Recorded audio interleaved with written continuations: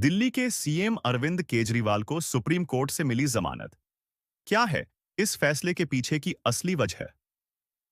New Delhi. एक ऐसा दिन जब पूरा देश सांसें थामे सुप्रीम कोर्ट के फैसले का इंतजार कर रहा था। एक हाई प्रोफाइल केस जिसने राजनीति की दुनिया को हिलाकर रख दिया था।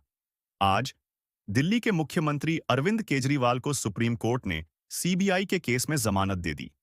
लेकिन क्या आप जानते हैं, यह मामला सिर्फ एक अदालती बहस से ज्यादा था। यह सत्ता, भ्रष्टाचार और राजनीति की जटिलताओं से भरा एक उलझा हुआ किस्सा है। अरविंद केजरीवाल के वकील अभिषेक मनु सिंघवी अदालत में यह साबित करने की कोशिश कर रहे थे कि उनके मुवक्किल समाज के लिए कोई खतरा नहीं है। उनका नाम पहली एफआईआर में नहीं था। 2 साल बाद अचानक उन्हें गिरफ्तार कर लिया गया, उन्होंने कोर्ट से कहा। लेकिन सीबीआई की तरफ से पेश हुए additional solicitor general SV Raju का तर्क कुछ और था। उनका कहना था, यह गिरफ्तारी जरूरी थी।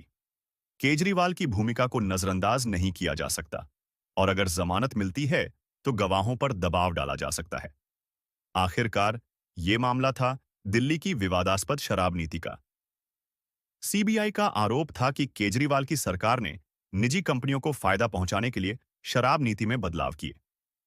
साउथ कैंप के कुछ नेताओं ने उनसे मुलाकात की थी और किकबैक्स की अदला बदली की गई। शक के घेरे में आने के बाद सीबीआई ने सबूत जुटाने शुरू किए।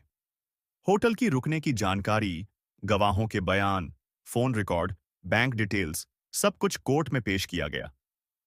यह आरोप भी लगाया गया कि शराब विक्रेताओं के लिए मुनाफे का मार्जिन 5% से बढ़ाकर 12% कर दिया गया था। सीबीआई का यह भी कहना था कि केजरीवाल का नाम सीधे तौर पर घोटाले में नहीं था, लेकिन वह उस कैबिनेट का हिस्सा थे जिसने शराब नीति को मंजूरी दी थी। यह गिरफ्तारी सीबीआई की इंश्योरेंस अरेस्टिंग का हिस्सा थी, ताकि केजरीवाल को जेल में रखा जा सके। जब दिल्ली हाई कोर्ट ने उनकी जमानत अर्जी खारिज कर दी थी, तो केजरीवाल सीधे सुप्रीम कोर्ट गए और आज आखिरकार सुप्रीम कोर्ट ने उन्हें जमानत दे दी। कोर्ट ने हाई कोर्ट के फैसले पर सवाल उठाते हुए कहा कि इसे पहले विस्तृत सुनवाई के बाद ही खारिज किया जाना चाहिए था। जब सुप्रीम कोर्ट ने अपना फैसला सुनाया तो अदालत में सन्नाटा छा गया। जमानत मंजूर, जज ने कहा। लेकिन यह फैसला केवल एक कानूनी प्रक्रिया की जीत नहीं थी, बल्कि सत्ता के खेल में एक बड़ा मोड़ भी था।